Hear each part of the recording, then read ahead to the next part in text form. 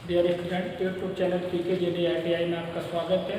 आइए आज हम बात करेंगे फीटर सेकेंड ईयर के लिए वर्कशॉप कैलकुलेशन एंड साइंस से, और ये चैप्टर होगा मैग्नेट चुंबकत्व के बारे में। तो एक क्लास में दिया था चुंबकत्व का डेफिनेशन वगैरह, और बताया था चुंबक कितने प्रकार के होते हैं, क्या होते हैं, अस्थाई क्या होता है, अस्थाई क्या होता है, उसका किसमें अयस्क से बनता है, तो सारी हम बात कर चुके थे। आज हम बात करेंगे विद्युत चुंबक का सामर्थ्य किस पे निर्भर करता है, उसके बाद से प्रतिचुंबकीय, अनुचुंबकीय, लौ चुंबकीय। ये बड़ा कंफ्यूजन वाला है। जो भी क्वेश्चन आपका ITI के एग्जाम में बनेगा वो मल्टीपल चॉइस होगा, और ये इसी से सारा रहेगा। चुंबकत्व का पूरा खानदान यहाँ पे आ गया है, और इसको ध्यान से पढ़िएगा, नोट्स बना के पढ़िएगा, ताकि इसमें से एक भी पॉइंट मिस ना करें बस। तो हम बात करेंगे कि विद्युत चुंबक का सामर्थ्य। विद्युत चुंबक का सामर्थ्य निम्न बातों पे निर्भर करता है। परिनलिका पे, परिनलिका जो होती है ट्यूब, परिनलिका पे लपेटे तारों की फेरों की संख्या तथा प्रवाहित धारा की प्रबलता पर निर्भर करता है। यानी एक हमारा ये ट्यूब आपको दिख रहा होगा, और इसमें एक कॉइल लपेटा गया है, तो ये कितने फेरों में, इसकी फेरों की संख्या कितनी होगी, इस पे डिपेंड करेगा। और इसमें जो धारा का मान भेजेंगे, धारा का प्रबलता जो होगी, उस पर निर्भर करता है।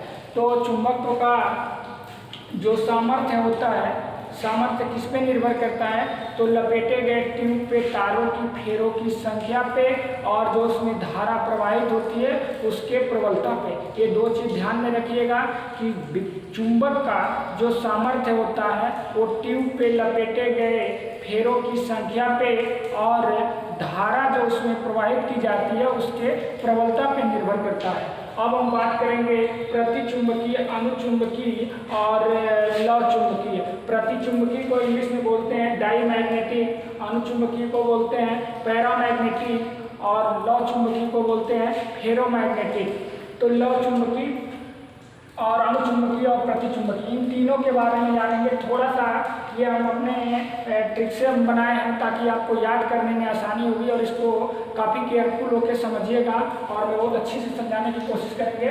तो ये प्रतिचुंबकीय होता क्या है, देखिए होंगे ये हम यहाँ गोला पार दिए हैं और इसमें हम ये ऋण का चिन्ह लगा दिए हैं, या छोटा गोला पारे हैं और इसमें हम प्लस का चिन्ह लगा दिए हैं।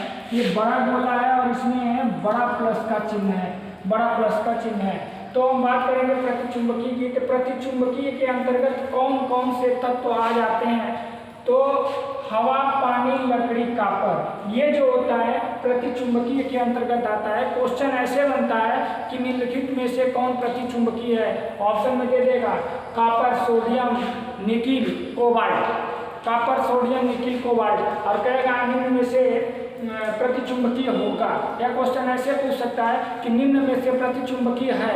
ऑप्शन में दे देगा सोडियम, मैग्नीशियम, निकिल, कापर, तो क्या होगा, कापर होगा। ये चार आपको याद रखना है, हवा, पानी, लकड़ी, कापर, ये हमारा प्रतिचुंबकीय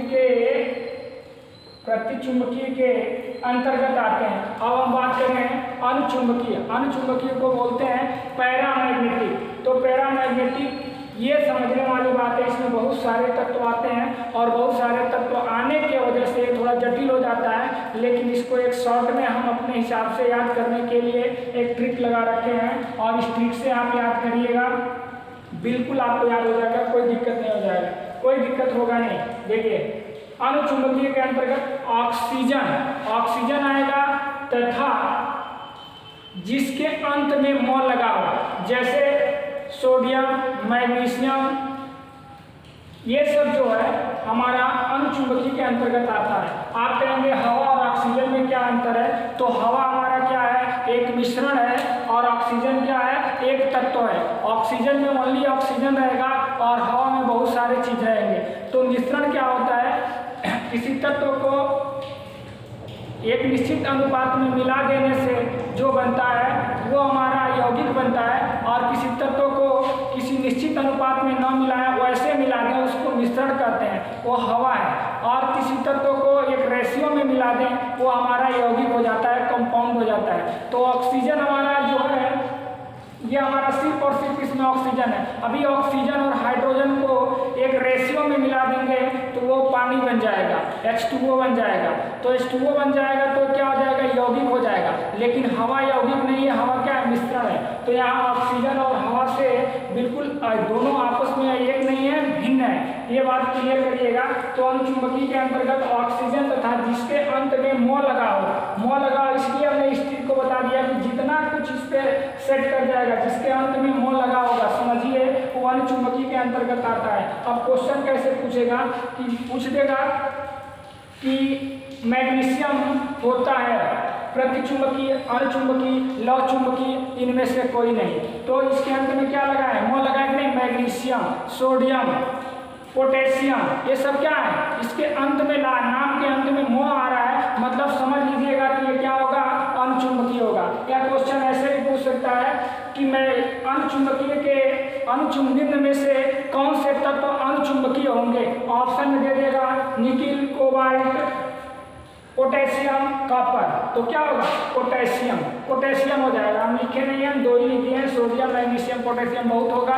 जिसके अंत में मोह आएगा वो समझ लीजिएगा अनुचुंबकीय के अंतर्गत आ जाएगा। अब हम बात करेंगे फेरोमैग्नेटिक, जिसको हिंदी में बोलते हैं लौह चुंबकीय। लौह चुंबकीय के अंतर्गत मात्र 3 ही आते हैं और इन 3 को आप याद रखिएगा। ये कौन कौन से हैं, तो आयरन, निकिल और cobalt. Iron, nickel, cobalt, iron और निकिल और कोबाल्ट ये किसके अंतर्गत आता है, फेरोमैग्नेटिक यानी लौह चुंबकीय के अंतर्गत आता है। लौह चुंबकीय के अंतर्गत आने वाले 3 हमारे धातु में मेटल्स हैं, देखिए आयरन, निकिल और कोबाल्ट। यानी इसमें लौह चुंबकीय का मतलब इसमें चुंबकत्व का गुण जो होता है, मात्रा जो होती है, पारगम्य जो होता है वो 1 से अधिक होता है, इसलिए इसको बड़ा गोला करके और प्लस बना दिया, यानी इसमें अधिक है। अनुचुंबकीय का मतलब बिल्कुल हल्का हो, थोड़ा थोड़ा हो, इसलिए इसको छोटा एक गोला बना करके और एक ऐसे हम हल्का सा छोटा सा प्लस बना दिए हैं, ताकि ये हमारा चुंबक में जो पारगम्यता होती है बिल्कुल एकदम कम होती है। और जो प्रतिचुंबकीय होता है इसमें बिल्कुल चुंबकत्व का मतलब की पारगम्यता नहीं होती है, यानी 1 से कम होती है। आप देखे होंगे चुंबक लकड़ी को आकर्षित नहीं करेगा, चुंबक हवा को आकर्षित नहीं करेगा, चुंबक कॉपर को आकर्षित नहीं करेगा, एल्युमिनियम उसको भी आकर्षित नहीं करेगा। यानी इसमें ये पारगम्यता जो होती है वो हमेशा 1 से कम होती है। पारगम्यता को हम म्यू से डिनोट करते हैं, लेकिन जो फेरोमैग्नेटिक होता है, लौह चुंबकीय होता है, इसमें पारगम्यता जो होती है 1 से अधिक होती है। पारगम्यता को हम क्या म्यू से डिनोट करते हैं। अभी ये हम कल के डेट में बताए थे कि पारगम्यता क्या कहलाती है।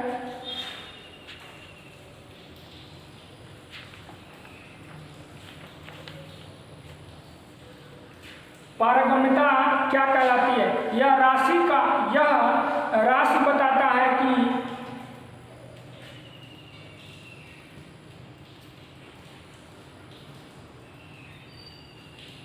पारगम्यता क्या बताता है, यह बताता है कि चुंबकीय बल रेखा किसी चुंबकीय बल रेखा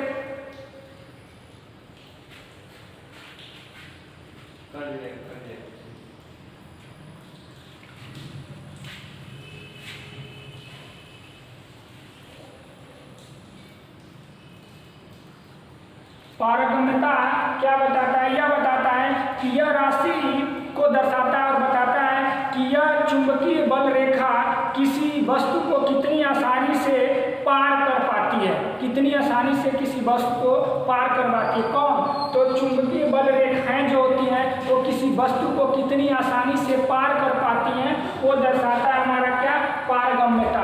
पारगम्यता के बारे में मैंने बता दिया। अब ये पारगम्यता जो होता है ये प्रतिचुंबकीय में 1 से कम होता है और अनुचुंबकीय में बिल्कुल नगण्य के बराबर होता है और लौह चुंबकीय में 1 से अधिक होता है। जैसे आप देखे होंगे कि चुंबक लें और चुंबक के बीच में अगर कपड़ा लगा दें और कपड़ा लगाने के बाद उधर लोहे के टुकड़े को रखें तो क्या करती है, इसकी जो बल रेखाएं होती है चुंबक का, ये आसानी से पार कर जाती हैं और पार करके उधर पकड़ लेती हैं। अगर हम बीच में शीशा लगा दें तो उस मेटल को जो छेद करके जो चुंबकीय बल रेखाएं होती हैं वो कितनी आसानी से पार करती हैं। तो जिस चुंबक के अंदर उस मेटल्स को या उस बीच में जो रखी हुई वस्तु है उसको छेद करके उसकी बल रेखाएं जितनी आसानी से पार करेगी उसमें चुंबकत्व गुण अधिक होगा, उसकी पारगम्यता अधिक होगी। जब पारगम्यता अधिक होगी तो उसमें चुंबक की सामर्थ्य जो होगी वो अधिक होगी और उस कारण से वो अपने तरफ वस्तु को अपनी तरफ आकर्षित कर लेगा। तो ये बात हो गई। अब हम बात करेंगे चुंबकीय क्षेत्र की SI मात्रक क्या होता है। तो चुंबकीय क्षेत्र की SI मात्रक जो होता है वो टेस्ला होता है और CGS मात्रक जो होता है वो गॉस होता है। अब बात करेंगे 1 गॉस बराबर 10⁻⁵ टेस्ला होता है और 1 टेस्ला बराबर 10⁴।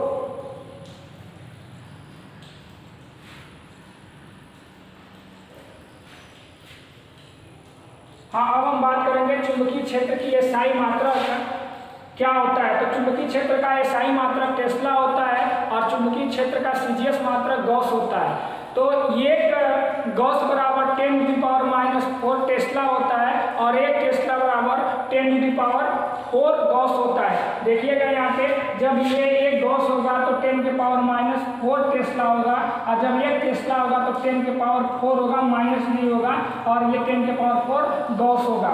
क्लियर। उसके बाद से हम बात करेंगे चुंबकीय फ्लक्स का SI मात्रक। तो चुंबकीय फ्लक्स का SI मात्रक जो होता है वो वेबर होता है और इसे फाई से डिनोट करते हैं, प्रदर्शित करते हैं। चुंबकीय फ्लक्स घनत्व का SI मात्रक तो वेबर प्रति मीटर होता है और इसे B लेटर से हम डिनोट करते हैं और इसका CGS मात्रक मैक्सवेल प्रति सेंटीमीटर स्क्वायर होता है। क्योंकि इसका खोज मैक्सवेल ने किए थे तो इनके नाम पे पड़ा, इनका खोज वेबर में किए थे तो इनके नाम पे पड़ा। तो वेबर और मैक्सवेल ये 2 वैज्ञानिकों के नाम है। उसके बाद अगला जो पॉइंट होगा चुंबकीय वाहक बल का मात्रक क्या होता है। तो चुंबकीय वाहक बल का मात्रक जो होता है वो एम्पियर टर्न होता है, एम्पियर टर्न होता है और चुंबकीय आघूर्ण का मात्रक एम्पियर मीटर स्क्वायर होता है। चुंबकीय आघूर्ण का मात्रक एम्पियर मीटर स्क्वायर होता है और चुंबकीय प्रेरक का मात्रक कुछ नहीं होता है। तो ये इसका पूरा खानदान है जो ये भी आप ITI का एग्जाम देंगे और इसमें बिल्कुल छोटा हाई लेवल से नहीं लेता है। डेरिवेशन इसका नहीं पूछेगा, कब बस केवल मात्रक फार्मूला पूछ लेगा और जो एकदम छोटी छोटी बात बनती है जो बिल्कुल इनिशियल पॉइंट मान के चलिए, इनिशियल पॉइंट बनता है उससे क्वेश्चन उठाता है। इसलिए आपको बस छोटे लेवल पे बहुत लो लेवल पे आपको पढ़ाया गया है, लेकिन जो लो लेवल है उस लो लेवल में डीप में पढ़ाया गया है। चुंबक का पूरा खानदान इसमें आ गया। क्वेश्चन बनेगा तो यहीं से बनेगा। इसका कॉन्सेप्ट क्लियर कर लीजिएगा। ये 7-8 बिंदु हैं जिसको आपको मोस्टली याद रखना होगा।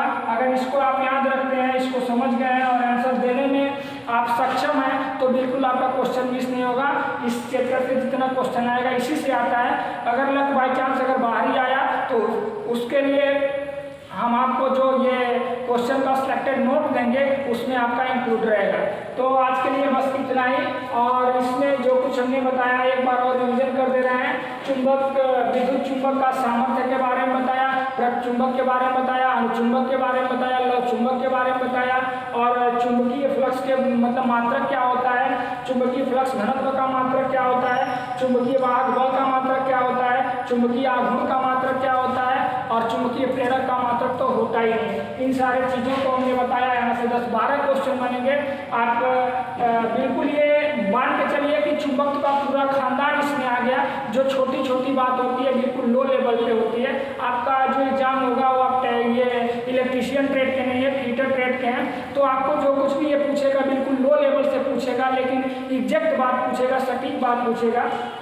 तो इसको बढ़िया से आप एक बार रिवीजन कर लीजिएगा, पढ़ लीजिएगा। कोई दिक्कत होगी तो हमसे पूछ सकते हैं, व्हाट्सएप पे पूछ सकते हैं या कमेंट करके पूछ सकते हैं, बता दिया जाएगा। वीडियो थोड़ी अच्छी क्वालिटी में नहीं आ पा रही है, इसके लिए हम लोग भी दुखी हैं और उम्मीद किया जा रहा है कि अगले टर्म से आपका वीडियो बढ़िया मिलेगा, अच्छी क्वालिटी में मिलेगी, क्योंकि कोई टेक्निकल फॉल्ट की वजह से नहीं हो पा रहा है। तो बस आज के लिए इतना। और फिटर सेकेंड ईयर वाले बच्चे आप अच्छे से पढ़िए। आप लोग बोलते थे क्लास नहीं मिल रहा है, तो क्लास दिया जा रहा है, आप पढ़िए। आप पढ़ने के लिए इच्छुक नहीं थे इसलिए नहीं दिया जा रहा था और आप लोगों को तो पढ़ा दिया गया सिलेबस। जो कुछ भी बचा है उसको हम कंप्लीट कर देंगे, घबराने की बात नहीं है। ठीक है, धन्यवाद। आज के लिए इतना।